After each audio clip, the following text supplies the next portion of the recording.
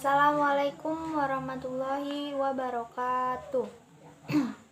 Alhamdulillahirabbil alamin wa bihi nasta'in wa ala umuri dunya waddin wassalatu wassalamu ala asrofil anbiya'i wal mursalin wa ala alihi wa sahbihi ajmain. Amma ba'du.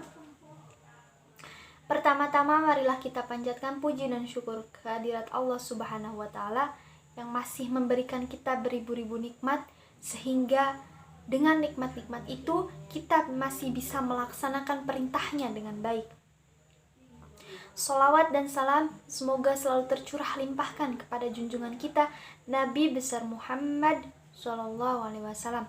Karena berkat perjuangan beliau dan para sahabatnya, kita masih bisa merasakan manisnya iman dan indahnya Islam.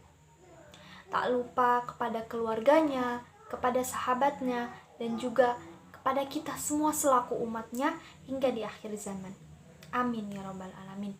Hadirin yang dirahmati Allah, pada kesempatan ini saya Esa Putri Bonansa dari kelas 12 MIPA 5 akan menyampaikan ceramah yang ditugaskan oleh guru mata pelajaran PAI saya, yaitu Umi Ade yang terhormat, untuk memenuhi ujian praktek. Di sini saya akan menerangkan yang bertema ikhlas. Semua orang pasti tahu apa namanya ikhlas. Kebanyakan orang mengartikan ikhlas adalah melakukan sesuatu tanpa mengharap imbalan apapun.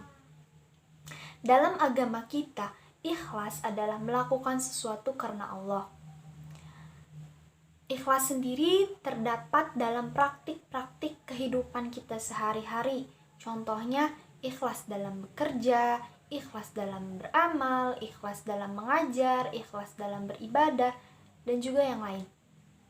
Ketika kita masukkan dalam konteks ikhlas dalam beribadah, maka ikhlas berarti melakukan ibadah atau melakukan sesuatu itu karena Allah, bukan yang lain. Bukan karena ingin dipuji, bukan karena ingin terlihat sholih, tetapi benar semata-mata hanya karena Allah Subhanahu wa taala. Allah Subhanahu wa taala berfirman dalam surah Al-Bayyinah ayat 5. A'udzu billahi minasyaitonir rajim. Wa ma umiru illa liya'budullaha mukhlishina lahuddin hunafa'a wa yuqimus sholata wa yu'tuz zakata wa dzalika dinul qayyimah. Yang artinya, padahal mereka hanya diperintah untuk menyembah Allah dengan ikhlas, menaatinya semata-mata karena menjalankan agama Allah, dan agar melaksanakan sholat, menunaikan zakat, dan yang demikian itu adalah agama yang lurus dan benar. Ayat tersebut menerangkan kepada kita berlaku ikhlas dalam beragama. Agama apabila tidak dilandasi dengan ikhlas dan kejujuran, maka akan runyam dan seolah tidak berbekas.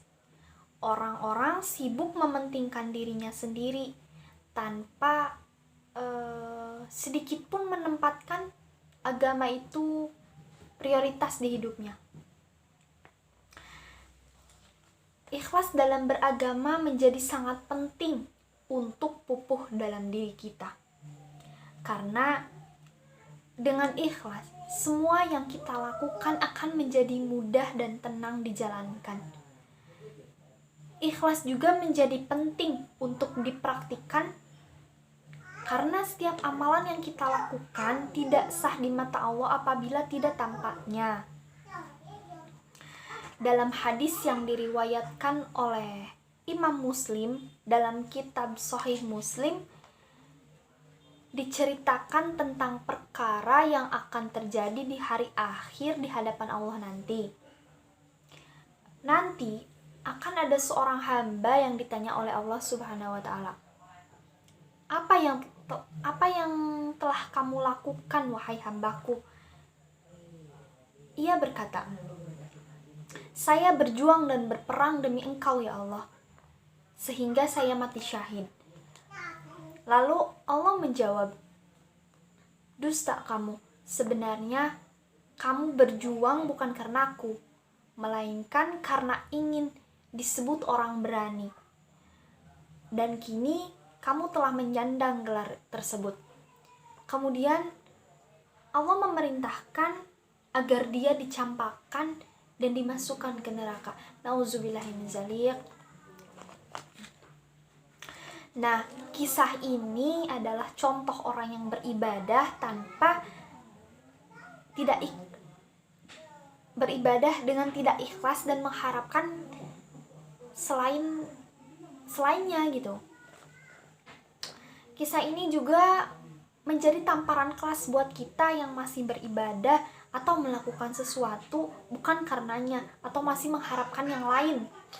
Semoga kita termasuk orang-orang yang dilindungi oleh Allah Subhanahu wa Ta'ala dari hal-hal yang seperti itu. Amin ya robbal alamin. Hadirin yang dirahmati Allah, dalam beramal, ikhlas menjadi ukuran sebesar apa pahala yang akan kita dapat. Semakin ikhlas seorang dalam beramal, semakin besar juga balasan yang diterima. Semakin murni karena Allah dia melakukan sesuatu, maka semakin bernilai pula amalan yang dia lakukan di sisi Allah Subhanahu wa Ta'ala. Setelah kita memahami isi dari berlaku ikhlas, maka marilah kita mulai memupuk dan melatih diri kita dalam segala hal, sehingga apa yang telah Rasulullah SAW siratkan dalam hadisnya tidak terjadi pada kita. Amin. Baik, itu saja yang bisa saya sampaikan, kurangnya mohon maaf. Wabillahi taufiq wal hidayah. Wassalamualaikum warahmatullahi wabarakatuh.